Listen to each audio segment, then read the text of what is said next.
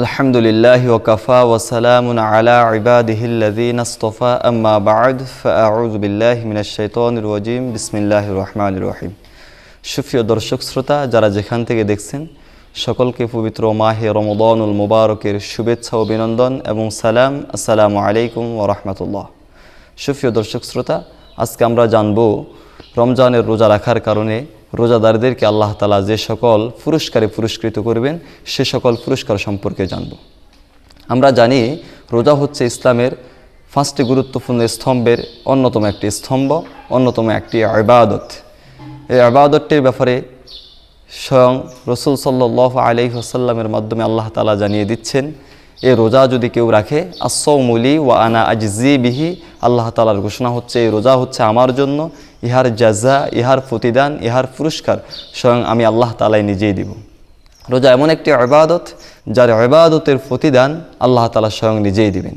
আল্লাহ তাআলা অন্য কোনো ইবাদতের ক্ষেত্রে এই কথা বলেন নাই, নামাজ আমার জন্য, ইহার প্রতিদান আমি দিব, হজ আমার জন্য, ইহার প্রতিদান আমি দিব, যাকাত আমার জন্য, ইহার প্রতিদান আমি দিব, এই কথা আল্লাহ বলেন নাই। তার কারণ হচ্ছে বাকি যে ইবাদতগুলো রয়েছে তা অন্যরা দেখে, ওগুলো হতে পারে আল্লাহ তাআলার জন্য, আবার লোক দেখানোর জন্য হতে পারে। কিন্তু রোজা এমন একটি ইবাদত যে ইবাদতটি বান্দা যখন করে কাউকে দেখানোর জন্য করে না, স্বয়ং আল্লাহ তাআলাকে রাজি এবং খুশি করার জন্যই করে থাকে। এই জন্য হাদিসে কুদসিতে রাসূল সাল্লাল্লাহু আলাইহি ওয়াসাল্লাম বলেন, আস-সাওমু লি, রোজা হচ্ছে আমার জন্য, ওয়া আনা আজজি বিহি, উহার প্রতিদান, উহার পুরস্কার স্বয়ং আমি আল্লাহ তাআলা নিজেই দিব। শুধু তাই নয়, অন্য হাদিসে রাসূল সাল্লাল্লাহু আলাইহি ওয়াসাল্লাম বলেন, লিস-সাইমি ফারাহাতানি, ফারাহাতুন ইনদা ফিতরিহি ওয়া ফারাহাতুন ইনদা লিকাই রাব্বিহি। রোজাদারদের জন্য দুইটা খুশির বিষয় রয়েছে। একটি হচ্ছে সে যখন সারাদিন উপবাস থাকার পরে সে যখন সন্ধ্যাবেলায় ইফতার করবে, ইফতারের পূর্ব মুহূর্ত, এই মুহূর্তটি রোজাদারদের জন্য অত্যন্ত একটি আনন্দের মুহূর্ত। আরেকটি আনন্দের মুহূর্ত হচ্ছে ইনদা লিকাই রাব্বিহি, বান্দা যখন এই দুনিয়ার জমিন থেকে বিদায় নিয়ে বান্দা যখন পরকালের জগতে চলে যাবে তখন বান্দা তার রবের মুলাকাত লাভ করতে পারবে।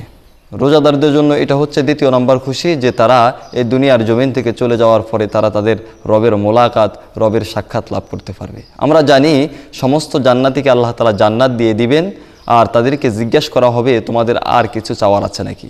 সমস্ত জান্নাতীরা বলবে যে সব পেয়েছি, কিন্তু দুনিয়ার জমিনে যার গোলামি করেছি, যার ইবাদত করেছি তাকে কখনো দেখি নাই, সেই রবকে একবার দেখতে চাই।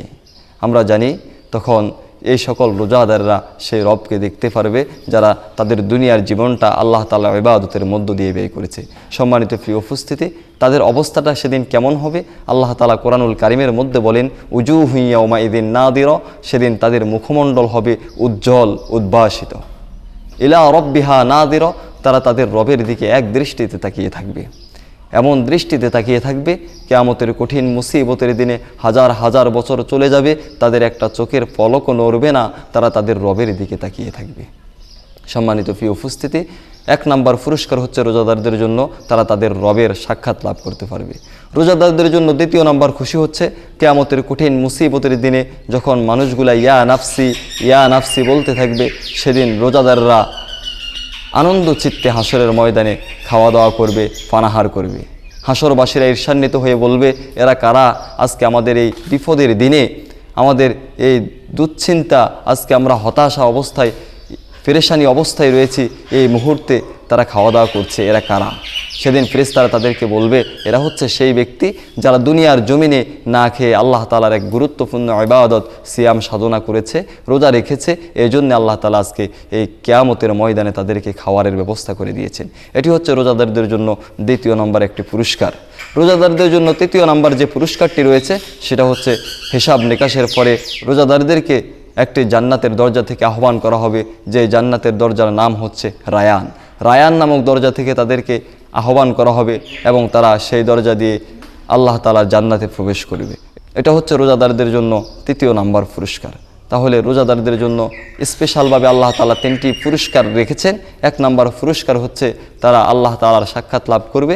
2য় নম্বর পুরস্কার হচ্ছে কিয়ামতের ময়দানে যখন মানুষগুলা হিসাব নিকাশে ব্যস্ত থাকবে তখন আল্লাহ তাআলা তাদেরকে খাওয়া দাওয়ার ব্যবস্থা করে দিবেন, পানাহারের ব্যবস্থা করে দিবেন। 3য় নম্বর পুরস্কার হচ্ছে রোজাদারদেরকে আল্লাহ তাআলা রায়ান নামক জান্নাতের দরজা দিয়ে তাদেরকে জান্নাতে প্রবেশ করাবেন, যে দরজা দিয়ে রোজাদাররা ছাড়া আর কেউ প্রবেশ করতে পারবে না।